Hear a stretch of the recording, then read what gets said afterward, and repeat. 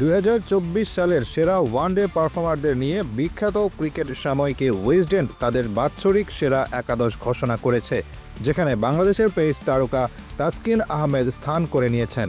যদিও 2024 সালে তিনি মাত্র 7টি ওয়ানডে খেলেছেন, তবে 7টি ওয়ানডেতে তার পারফরম্যান্স ছিল উল্লেখযোগ্য এবং এই স্বীকৃতি তার দক্ষতার প্রমাণ।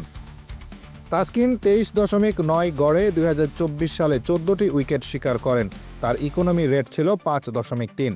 বছরের শুরুতে শ্রীলঙ্কার বিপক্ষে সিরিজে তার পারফরম্যান্স ছিল নজরকাড়া। চট্টগ্রামে অনুষ্ঠিত এক ম্যাচে তিনি 42 রানে 3 উইকেটে ফিগার দিয়ে শ্রীলঙ্কার দুই ওপেনার পাথম নিসাঙ্কা এবং অভিষেকা ফার্নান্দোকে শুরুতেই আউট করেন।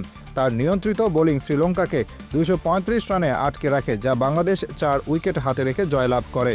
এই পারফরম্যান্সকে উইজডেনও উল্লেখযোগ্য বলছে।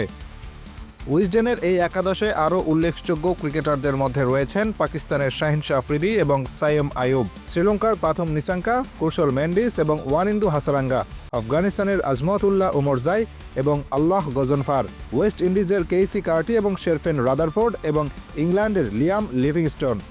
তাসকিনের এই অর্জন শুধু তার ব্যক্তিগত ক্যারিয়ার নয়, বরং বাংলাদেশের ক্রিকেটের জন্য গর্বের একটি অধ্যায়। তার এই পারফরম্যান্স দলকে অনুপ্রাণিত করবে এবং ভবিষ্যতে আরও বড় মঞ্চে বাংলাদেশি ক্রিকেটারদের প্রতিষ্ঠিত হতে সহায়তা করবে।